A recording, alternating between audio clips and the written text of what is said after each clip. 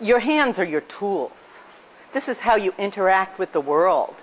Your mind can have plenty of ideas, but unless your hands connect to the real world, those ideas will stay there. So these are our tools. These are the tools from ancient times. If you wanted to make a fire, if you wanted to plant, if you wanted to hold your baby, if you wanted to heal, and many healers here know the energy that comes out of your hands. So without our hands, we can't, we have a brain, we have a spirit, but we can't do anything on the earth with other people. We can't make, we can't create, we can't be, you know, the imitators of God to create without our hands. These are our tools.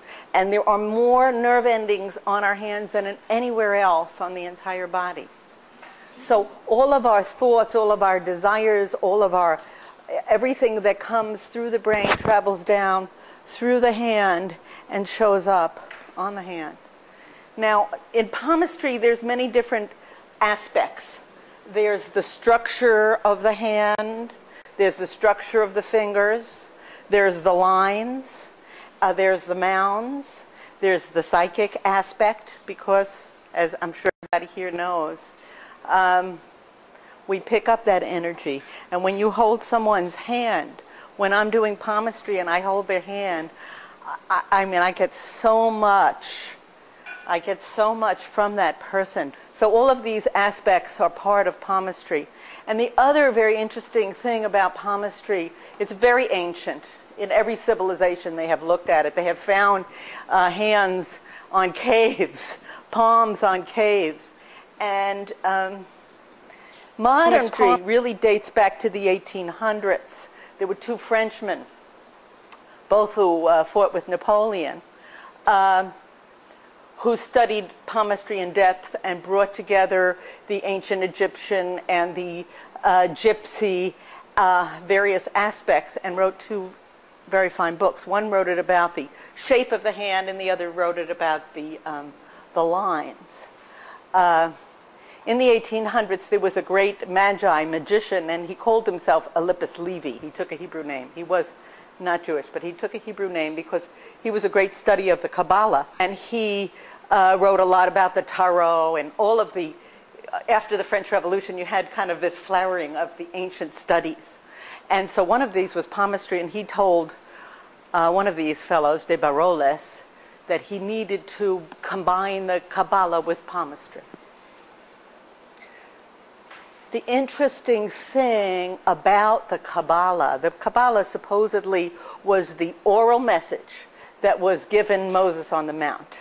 The written message, the Ten Commandments, but the oral message, the mysticism, came at that moment, according to tradition, directly to Moses and then was passed on down over the generations.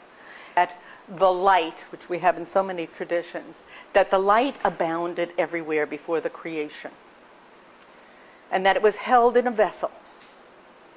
And then when the Big Bang happened, the vessel was broke into millions of pieces. That each of those pieces is called a shard of glass. And that for creation to come back, for the Garden of Eden to come back, for us to get back to where the lamb lies down with the lion, for the messianic time, each of us has a specific shard of glass that we are put into the vessel, to put it back. And that's called tikkun. And so in palmistry, we can see what is our particular path. You know, according to the Mahayana Buddhists, it doesn't matter if you reach Buddhahood if no one else is there. What good is it to be a realized being if everyone else is suffering? So we all have our specific shard of glass or a specific path. And that is in our palm. There's another, the latest palmistry is dermaglyphics, where they study the fingerprints. And they look to see on the fingerprints what is your life purpose. And each different, each individual, which is so interesting because, as we know, every fingerprint is different. Now, how did they know that? How did they know that there weren't just like 5 types of fingerprints? Actually, in ancient China, the potters used to put their fingerprint, their thumbprint, and that's how they identified it. And so many people began to think, is that really true, that every fingerprint is different? And so Scotland Yard, around the turn of the century, went into their jail population. This is how we know every fingerprint is different.